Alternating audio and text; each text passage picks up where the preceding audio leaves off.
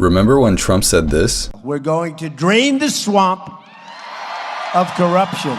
For someone who campaigned on the promise of draining the swamp, he has not only failed to uphold his promise, he's more in bed with the swamp than even his predecessors. Let's look at his nominations for the following federal executive departments. The National Oceanic and Atmospheric Administration provides free weather data and forecasting. The current head of the department has 32 years of experience in the Navy as an oceanographer, as well as a PhD in oceanography.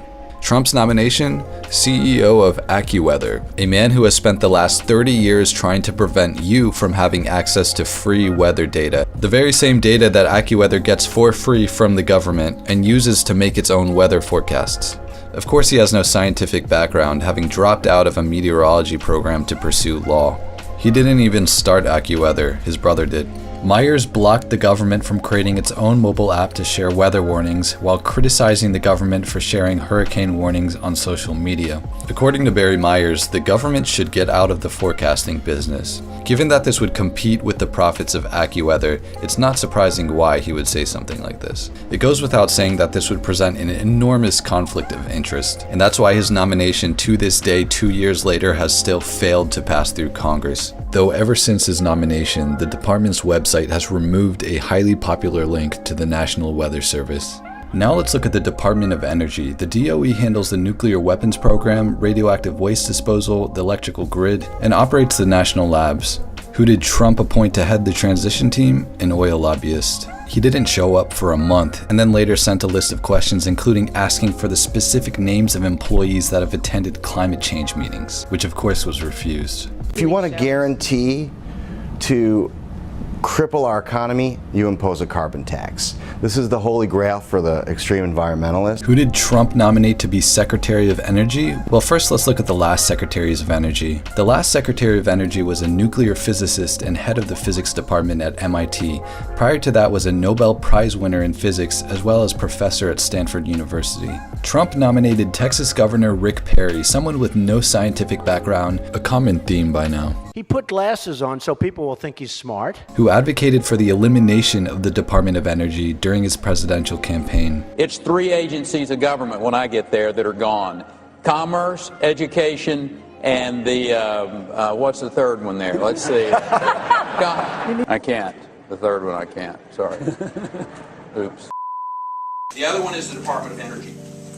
They've never created one bit of energy, the best I can tell. Our energy industry needs to be freed up from the overregulations. We need to have a domestic energy policy that is for America to be independent on our own energy. My past statements made over 5 years ago about abolishing the Department of Energy do not reflect my current thinking. In fact, after being briefed on so many of the vital functions of the Department of Energy, I regret recommending its elimination.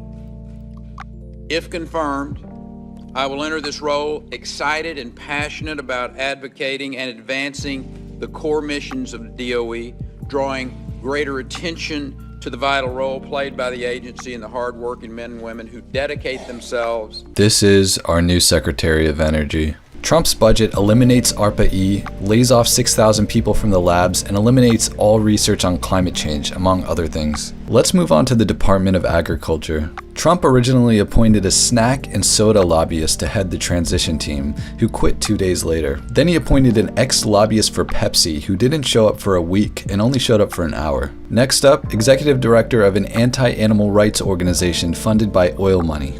He came in a month later and also asked for all the names of people working on climate change. They ordered people to stop using the phrase climate change while removing the inspection reports on businesses that abused animals. Ultimately, Trump nominated Sonny Perdue to head the department. Only 1 week after being sworn in, he announced that the USDA would no longer require schools to meet the whole grain standard, sodium standard, or ban fat in artificially sweetened milk, undoing the work of the Obama administration, the first time school nutritional standards had been raised in 20 years. Next up, the Department of Commerce. Trump nominated a Wall Street man who spent the last 13 years lying to Forbes to make himself seem $2 billion richer than he actually was. He lied to get on the Forbes billionaire list, usually the opposite of what people do. He's currently being sued for having allegedly stolen $120 million. And as you would expect, he doesn't have a scientific bone in his body.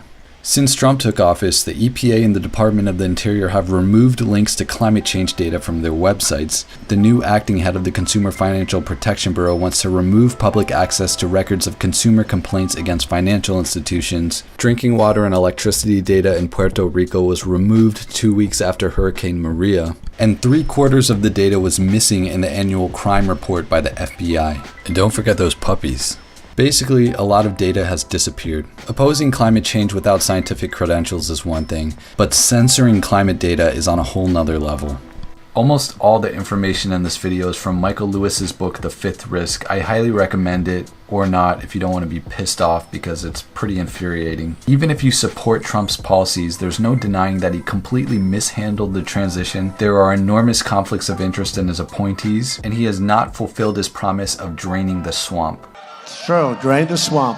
But hey, it's not surprising given that his presidential campaign was likely a publicity stunt to advertise his Trump news network that he had been planning to start at the time. He didn't even write an acceptance speech, so he likely wasn't even expecting to win. Anyways, that's it for this video. Peace.